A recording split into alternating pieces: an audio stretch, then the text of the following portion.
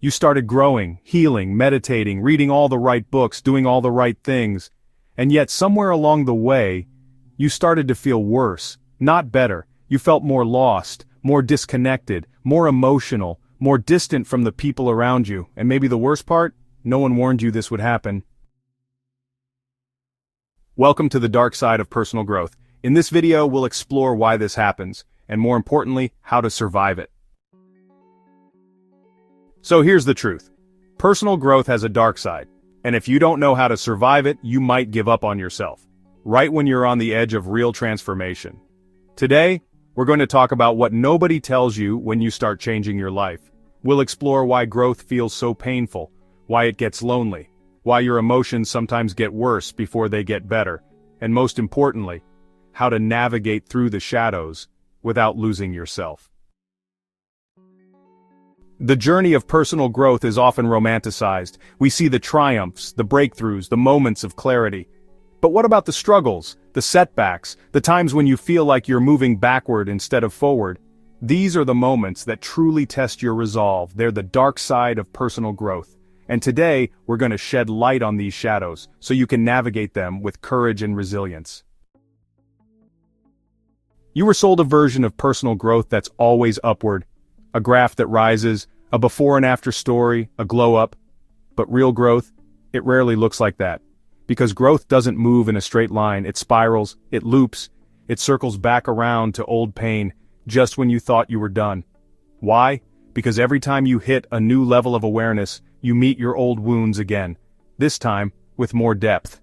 Not to suffer again, but to finally release what you couldn't before. Growth isn't just about learning new ideas, it's about grieving what those ideas cost you. You grieve your old identity, you grieve the comfort of certainty, you grieve the people who can no longer meet you where you are. And grief isn't clean. It's messy, confusing, deeply emotional. So when we think we're falling apart, we're often just in the middle of healing. Growth, on the other hand, is about pushing through the discomfort, embracing the unknown, and finding strength in vulnerability. You think something's wrong with you because you cry more, you feel alone more, you no longer enjoy the same people, shows, habits, or conversations. But these aren't signs of failure, they're signs of release. You're releasing old coping mechanisms, releasing your need to perform, releasing your identity as the person who always holds it together. Here's what real growth can look like. Feeling exhausted after a day of just being more aware. Questioning every belief you use to hold tightly, wanting deeper conversations but struggling to find people who can meet you there, embracing solitude to understand yourself better, seeking knowledge and experiences that challenge your perspective, documenting your journey and celebrating small victories.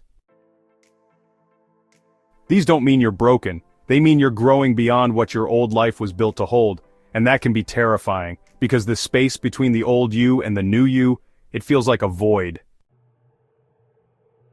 From a neurological level, every time you change, your brain registers that change as a threat. Not because growth is dangerous, but because it's unfamiliar. Your nervous system doesn't care if the old you was anxious, burnt out, or lost.